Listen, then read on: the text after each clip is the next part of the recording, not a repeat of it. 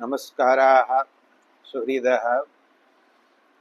सिद्धान्तकौमुद्याः भ्वादिप्रकरणस्य अद्य अष्टोत्तरशततमे पाठे भवतां समेषां श्रोतॄणां हार्दिकं स्वागतम् अस्ति। जानन्ति भवन्तः कमुकान्तौ धातोः णिङन्तस्य लुङि रूपं साध्यमानम् अस्ति, प्रक्रिया प्रवर्तमाना वर्तते। तत्र अ काम इ अ त इत्यस्याम् अवस्थायां णेरनिटि इति णिलोपे प्राप्ते एरनेकाचो संयोगपूर्वस्य इति इकारस्य यणि च प्राप्ते णिलोपं बाधित्वा परत्वात् यणादेशे प्राप्ते तत्र यणादेशं बाधित्वा णिलोपार्थं वार्तिकम् अस्ति। ण्यल्लोपा वियङ् यण् गुणवृद्धि दीर्घेभ्यः विप्रतिषेधेन। तद्वार्तिकं सोदाहरणं विगते पाठे व्याख्यातम्।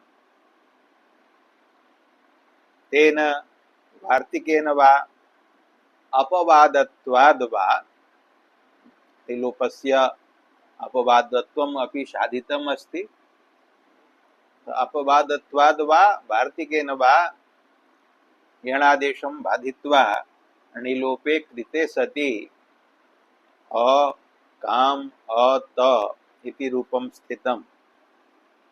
तत्र अग्रे काम इत्यत्र यः उपधाभूतः आकारः तस्य आकारस्य ह्रस्वो विधीयते। तदर्थं सूत्रमस्ति णौ चङ्युपधाया ह्रस्वः।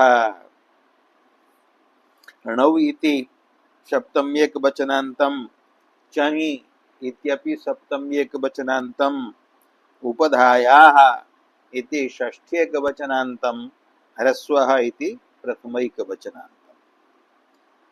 अंगस्य इत्यधिकारे सूत्रं वर्तते, अतः अंगस्य इति पदम् अनुवृत्तं। ततश्च सूत्रस्य अर्थो भवति चङ् परे णौ यदङ्गम्। चङि यः णिः तस्मिन् णौ यत् अंगम् तस्य अंगस्य उपधायाः ह्रस्वः स्यात्। अंगस्य इति या षष्ठी सा अवयवावयविभाव संबंधे, अतः अंगस्य अवयवः। यह उपधा या उपधा तस्याः उपधायाः ह्रस्वादेशो भवति।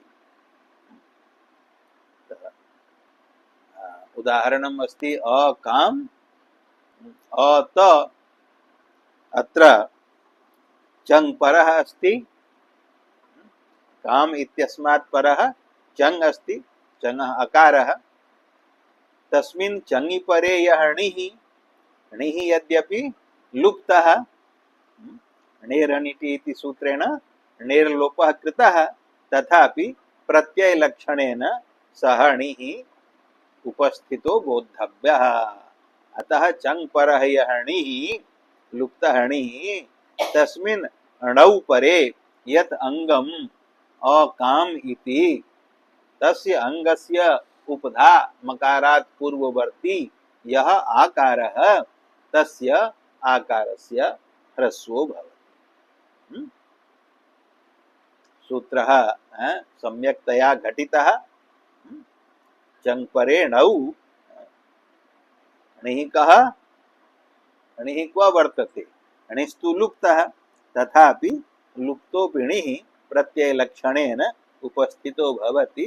तस्मिन् णौ परे यत् अंगम् अकाम इति तस्य उपधा मकार पूर्ववर्ती यः आकारः तस्य आकारस्य ह्रस्वः अकारो भवति। ह्रस्वादेशे कृते रूपं जातम् अकम् अत। अस्यां स्थितौ अग्रे धातोः द्वित्वं कर्तव्यं भवति। द्वित्व विधायकं सूत्रमस्ति चङि। एक पदम सूत्रम सप्तम एक वचनांतम लिटि धातोरनभ्यासस्य इति सूत्रे लिटि इति पदम वर्जयित्वा अन्ये द्वे पदे तत्र स्तः धातोः इति अनभ्यासस्य इति ते उभेपि पदे अनुवर्तनीये अत्र। किंच एकाचो द्वे प्रथमस्य इति सूत्रम् अजादेर् द्वितीयस्य इति सूत्रं च अनुवर्तनीयम्। अतः सर्वेषाम् अनुवृत्त्या सूत्रस्य अर्थो भवति चङि परे अनभ्यास धात्ववयवस्य एकाचः प्रथमस्य द्वेस्तु अजादेस्तु द्वितीयस्य। यथा लिटि धातोरनभ्यासस्य इति सूत्रस्य अर्थः तथैव अस्यापि सूत्रस्य अर्थः। द्वयोः सूत्रयोः मध्ये अन्तरं यदेव यत् तत्र लिटि वर्तते अत्र चङि वर्तते। लिटि धातोरनभ्यासस्य इति सूत्रेण लिटि परे द्वित्वं विधीयते, अनेन सूत्रेण चङि परे द्वित्वं विधीयते, अन्यत् सर्वं समानम् अस्ति। अनभ्यासः यः धात्ववयवः, धातुः इति या षष्ठी सा अवयवावयविभाव संबंधे, अतः धातुः इत्यस्य अर्थः धातोः अवयवः कीदृशः अनभ्यासः, अभ्यास भिन्नः। अभ्यास भिन्नः यः धातोः अवयवः तस्य प्रथमस्य एकाचो द्वे भवतः।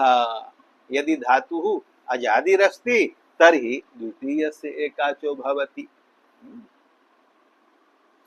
चङि इति सूत्रेण अत्र अ कम अ त इत्यत्र चङि परे धातुः अस्ति, कम धातुः स एकाच एव वर्तते, अतः हलादिः वर्तते, अतः तस्य प्रथमः एकाचः स एव कम, तस्य कम इति शब्दस्य द्वित्वं भवति। चङि इति सूत्रेण कम धातुर्द्वित्वे कृते अ कम कम अ त पूर्वस्य अभ्यास संज्ञायाम् अभ्यासे हलादि शेषे ककारस्य कुहोश्चुः इति चुत्वे चकारे चकारस्य अभ्यासे चर्च इति चर्त्वे पुनः चकार एव। तर्हि किं रूपं जातम् अ च कम अ त। अस्यां स्थितौ अभ्यासस्य सन्बद्ध भाव पूर्वकम् इत्वं दीर्घं च विधातुं सूत्राणि उपस्थाप्यन्ते। तत्र पूर्वं सन्वद् विधायकं सूत्रं वक्तव्यम्। तदस्ति सन्वल् लघुनि चङ् परे नग् लोके। अस्य सूत्रस्य व्याख्यानं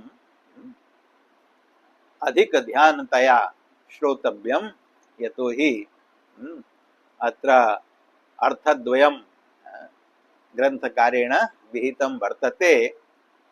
तच्च अर्थद्वयं कथं लभ्यते, कस्मिन् पक्षे कः अर्थः, अन्यस्मिन् च पक्षे कः अर्थः इति सावधानतया यदि श्रोष्यते तदा अर्थः हृदयङ्गमो भविष्यति।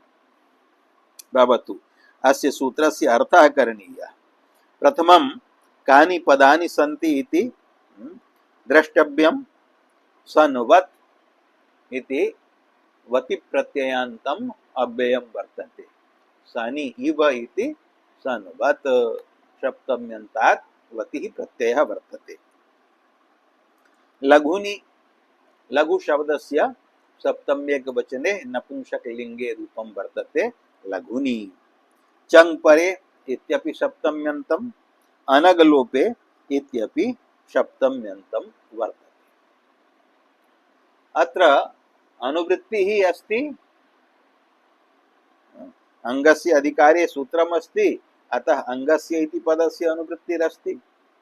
किञ्च अत्र लोपोऽभ्यासस्य इति सूत्रात् अभ्यासस्य इति षष्ठ्यन्तपदस्य अनुवृत्तिरस्ति।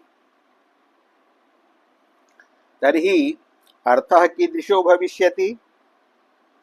अर्थकरण प्रसंगे ग्रंथकारेण उच्यते चंग परे इति बहुब्रीहिः।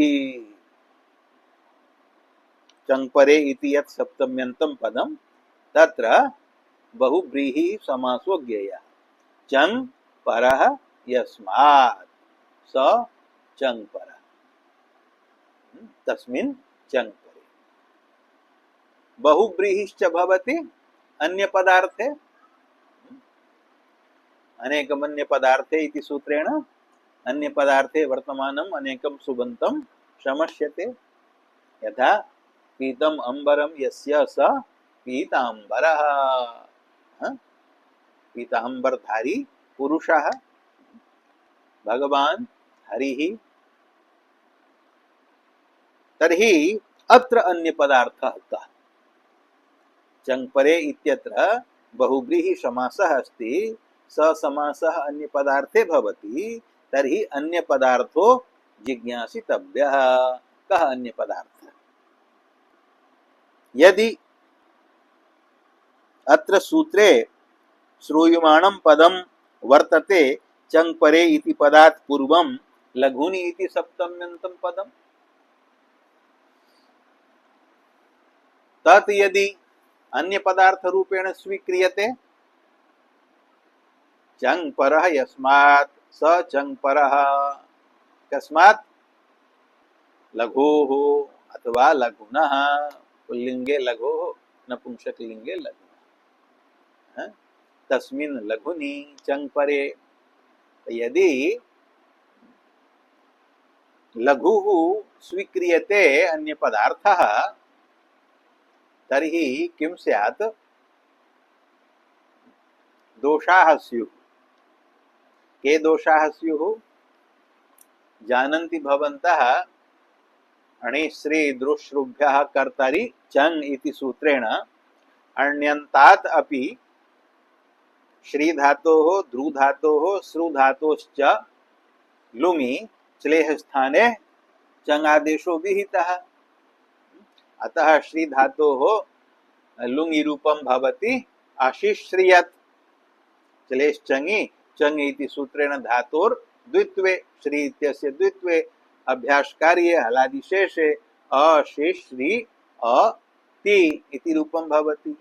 एवं ध्रु धातोः लुङि श्लेष चङि चङि इति द्वित्वे अभ्यास कार्ये अदु ध्रु अति इति रूपं भवति। एवं श्रु धातोः असु श्रु अति इति रूपं भवति। अत्र चंग परः लघुः वर्तते।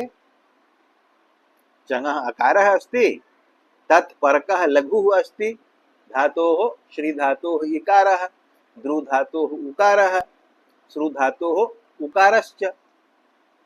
चंग परकः लघुः अस्ति। तत् परकः यः अंगस्य अभ्यासः तस्य अभ्यासस्य दीर्घः स्यात् इत्येवं प्रकारेण यदि अस्य सूत्रस्य अर्थः क्रियेत तदा तु तत्रापि अभ्यासस्य षि इति इकारस्य दु इति उकारस्य सु इति उकारस्य दीर्घापत्तिः स्यात्। सा च अनिष्टापत्तिः। तत्र तु दीर्घः नेष्टः। इष्टं रूपम् अस्ति अशिश्रियत् अदुद्रुवत् असुश्रुवत्। एवं प्रकारेण किं भवति? लघुनि इत्यस्य अन्य पदार्थत्वे स्वीक्रियमाणे अनिष्ट प्रयोगापत्तिः भवति। अतः लघुनि इति अन्य पदार्थो नास्ति। तर्हि कः अस्ति बहुव्रीहेः अन्य पदार्थः इति जिज्ञासायाम् उच्यते अन्य पदार्थोऽणिः। अत्र कोष्ठके लिखितम् अस्ति। तेन ज्ञायते यत् कुत्रचित् ग्रन्थे अयं पाठः अस्ति, कुत्रचित् ग्रन्थे नास्ति। अन्य पदार्थोऽणिः चंग परे इति बहुव्रीहेः अन्य पदार्थः अणिः अस्ति। चंग परेणौ इत्येवम् अर्थः कर्तव्यः। तत्र प्रश्नः भवति अणौ इति पदं तु अत्र सूत्रे न श्रूयते। अस्ति सूत्रे णौ इति पदं सनवत् लघुनि चङ् परे अनग्लोपे एतानि एव पदानि सन्ति। किञ्च णौ इति पदस्य अनुवृत्तिरपि नास्ति।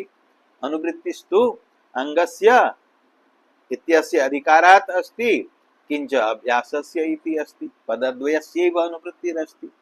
णौ इति पदं नैव सूत्रे श्रूयमाणं नापि अनुवर्तमानं वर्तते। अतः कथं सर्वथा अश्रूयमाणं णौ इति पदम् अन्य पदार्थो भवितुम् अर्हति इति प्रश्नः अस्माकं मनसि उदेति। तस्य प्रश्नस्य समाधानार्थम् उच्यते ग्रन्थकृता स च अंगस्य इति च द्वयम् अपि आवर्तते। सः अर्थात अन्य पदार्थः णौ इति अंगस्य इति अधिकारात् अनुवृत्तं यत् पदं तदपि एतद्द्वयम् अपि आवर्तते। द्विः उच्चार्यते णौ णौ अंगस्य अंगस्य। एवं अनयोः पदयोः आवृत्त्या कथं ज्ञायते यत् अत्र अन्य पदार्थः णिः वर्तते। तत्र उच्यते अंगस्य इति द्वयमपि आवर्तते अंगसंज्ञा निमित्तं यत् चङ् परं णिः इति। एकं यत् अंगस्य इति पदं तत्र या षष्ठी विभक्तिः सा निमित्त निमित्ति भाव संबंधे ज्ञातव्या। अतः अंगस्य इत्यस्य अर्थः भवति अंग संज्ञा निमित्तम्। तत् किं चङ् परः णिः। अंग संज्ञा निमित्तत्वेन णेः अत्र उपस्थितिः भवति। चङि परे सति अंग संज्ञा निमित्तं कः भवति। अंग संज्ञा निमित्तं तु प्रत्ययः एव भवति। अंग संज्ञायां निमित्तं कः भवति प्रत्ययः। यतोहि यस्मात् शब्दात् यः प्रत्ययो विधीयते तस्मिन् प्रत्यये परतः तदादेः शब्दस्वरूपस्य अंग संज्ञा भवति। अतः अंग संज्ञायां निमित्तं प्रत्ययः एव अस्ति।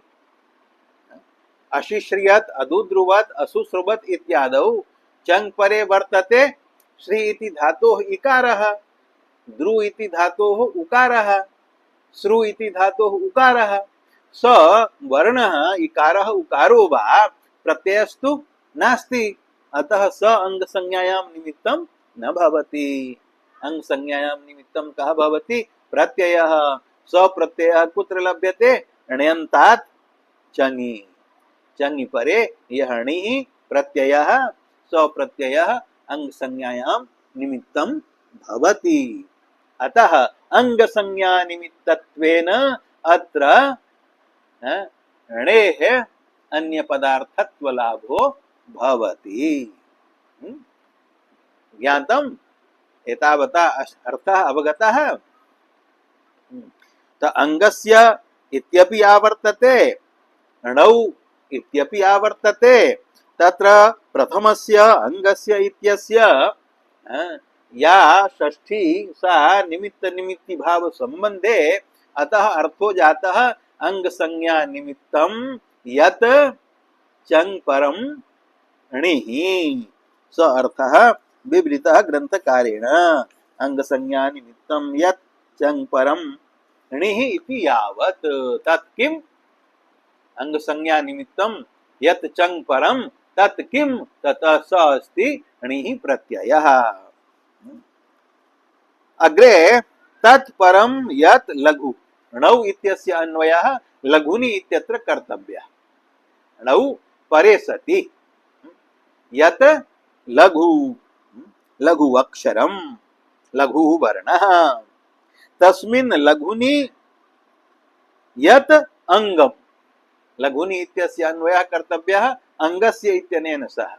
लघुनि परे सति यत् अंगम् तस्य अंगस्य अभ्यासः। अंगस्य इत्यत्र इदानीम् इदं द्वितीयम् अंगस्य इति पदम् आगतम्। एकस्य अंगस्य अन्वयः चङ् परे णौ इत्यत्र कृतः, द्वितीयस्य अंगस्य इत्यस्य अन्वयः अभ्यासस्य इत्यनेन सह कृतः। तत्र अंगस्य इत्यत्र या षष्ठी सा अवयवावय विभाव संबंधे, अतः अंगस्य अवयवः यः अभ्यासः। अवगम्यते? अंगस्य अवयवः यः अभ्यासः तस्य अभ्यासस्य सन्वत्, अर्थात सनि इव भवति कार्यम्। सनि इव इति सन्वत्, यथा सनि भवति तथैव अत्रापि भवतु। कुत्र भवतु? चङ् परे णौ यदङ्गम् तस्य अंगस्य यः अभ्यासः तस्य अभ्यासस्य तथैव कार्यं भवतु यथा सनि भवति। सनि प्रत्यये सति यत् कार्यं भवति तत् कार्यं चङ् परे णौ अपि अंगावयवस्य अभ्यासस्य भवतु। अर्थः जातः स्पष्टः? एकस्य णौ इत्यस्य चङ् परे इत्यनेन सह अन्वयः अंगसंज्ञा निमित्तं यत् चङ् परं णिः तत् परं यत् लघु तत् परं यदङ्गं तस्य अंगस्य यः अभ्यासः तस्य अभ्यासस्य सनि इव कार्यं भवति। द्वितीयं णौ इति पदम् इदानीम् अवशिष्यते। तस्य अन्वयः कुत्र? णौ इत्यस्य अन्वयः द्वितीयस्य अनगलोपे इत्यनेन सह। अनगलोपे इत्यस्य कः अर्थः? अकः लोपः अगलोपः, न अगलोपः अनगलोपः, तस्मिन् अनगलोपे। अत्र णौ इत्यस्य द्वितीय पदस्य अन्वयः कर्तव्यः। णौ परे अगलोपे असति। णौ अनगलोपे इत्यनयोः पदयोः अर्थो भवति णौ प्रत्यये परे सति यत्र अगलोपो न भवति, अको लोपो न भवति, तत्र यत्र णि प्रत्ययं निमित्तीकृत्य अको लोपो भवति तत्र इदं सूत्रं न प्रवर्तते, तत्र संवद्भावो न भवति, अपितु तत्रैव भवति यत्र णौ प्रत्यये परे अगलोपो न स्यात्। इत्येवं प्रकारेण एकः अर्थः संजायते। अस्मिन् अर्थे अंगस्य इति पदम् अपि आवर्तते, णौ इति पदम् अपि आवर्तते। एकस्य अंगस्य इत्यस्य या षष्ठी सा निमित्त निमित्ति भाव संबंधे इति स्वीकृत्य अर्थ भवति अंग संज्ञा निमित्तम्। तत् किम्? अंग संज्ञा निमित्तं यत् चङ् परं तत् किम्? स अस्ति णिः। अंग संज्ञा निमित्तं चङ् परो यो णिः, तस्मिन् णौ परतः यत् लघु तस्मिन् लघुनि परे यद् अंगम् तस्य अंगस्य यः अवयवः अभ्यासः तस्य अभ्यासस्य सनि इव कार्यं स्यात्। णौ अगलोपे असति इति एकः अर्थः संजातः। अस्य सूत्रस्य द्वितीय प्रकारेणापि अर्थः क्रियते। तत्र उच्यते अथवा अंगस्य इति न वर्तते।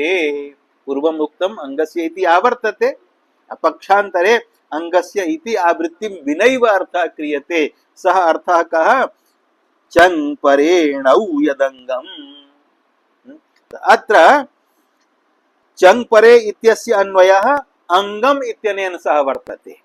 अंग संज्ञा च प्रत्यये परतः एव भवति, अतएव अंग संज्ञा निमित्तत्वेन अत्र णौ इत्यस्य अर्थस्य लाभो भवति। चङ् परे णौ यत् अंगम्, चङ् परः यस्मात् तादृशो यो णिः तस्मिन् णौ परे यत् अंगम् तस्य योऽभ्यासः अंगावयवः यः अभ्यासः लघुपरः। अत्र अभ्यासस्य इत्यस्य अन्वयः लघुनि इत्यनेन सह अस्ति। लघुनि यः अभ्यासः अवगम्यते। लघुनि परे यः अंगावयवः अभ्यासः। अस्मिन् पक्षे अभ्यासात् परः लघुः इष्टः। चङ् परे णौ यद् अंगम तस्य अंगस्य अवयवः यः अभ्यासः स अभ्यासः यदि लघुपरः। द्वयोः अर्थयोः अन्तरम् अवगम्यते। प्रथमे अर्थे उक्तं चङ् परे णौ यत् लघु तत्परः यः अंगावयवः अभ्यासः तत्परं यत् अंगम तस्य अंगस्य अवयवः यः अभ्यासः। अत्र उच्यते चङ् परे णौ यत् अंगम। अस्मिन् पक्षे अंग शब्द श्रवणेन अंग संज्ञा निमित्तत्वेन णौ इत्यस्य लाभो जातः। चङ् परे णौ यद् अंगम तस्य अंगस्य अवयवो योऽभ्यासः स अभ्यासः यदि लघुपरः। अभ्यासात् परः यदि लघु अस्ति तर्हि तस्य अभ्यासस्य सनीव कार्यं स्यात्। णौ अग्लोपे असति। स अर्थः समानः अस्ति। अस्मिन् द्वितीये अर्थे अंगस्य इति पदस्य आवृत्तिः नास्ति, णौ इति पदस्य तु आवृत्तिः अस्ति। एवं च अर्थद्वयम् अस्य सूत्रस्य सञ्जातम्। अत्र प्रकृते उदाहरणे अ च कम् अ त इत्यत्र अर्थद्वयम् अपि घटते। घटयतु तावत् प्रथमम् अर्थम्। प्रथमः अर्थः वर्तते चङ् परो यो णिः। णिः यः लुप्तः अस्ति सः बुद्ध्या उपस्थापयितव्यः। चङ् परो यो णिः तत्परकं यत् लघु तदस्ति कम् इत्यत्र अकारः। तस्मिन् परे यः अंगस्य अभ्यासः स अस्ति च तस्य अभ्यासस्य सन्वद् भावेन इत्वं भविष्यति इत्युविधायकं सूत्रम् अग्रे कथयिष्यते सन्यतः। तो प्रथमे अपि अर्थे अत्र सूत्रं घटते, द्वितीये अर्थे अपि घटते। द्वितीयः अर्थः अस्ति चङ् परे णौ यदङ्गम। चङ् परे णिचि परे अंगम किमस्ति चकम् तस्य अभ्यास यः अवयवः अभ्यासः च इति स लघुपरश्चेत् च इति अभ्यासात् परः लघुः अस्ति कम् इति आकारः। अतः द्वयम् अपि अर्थद्वयम् अपि अत्र घटितं भवति। द्वयोः अपि अर्थयोः अत्र सन्वद्भावो भवति। सन्वद्भावेन अग्रे वक्ष्यमाणेन सूत्रेण सन्यतः इत्यनेन भवति अभ्यासे अकारस्य इत्वं तत् सूत्रम् अन्यस्मिन् पाठे व्याख्यास्यते। अत्र अद्यैव भवतु पाठविरामः। ओम शान्तिः शान्तिः शान्तिः।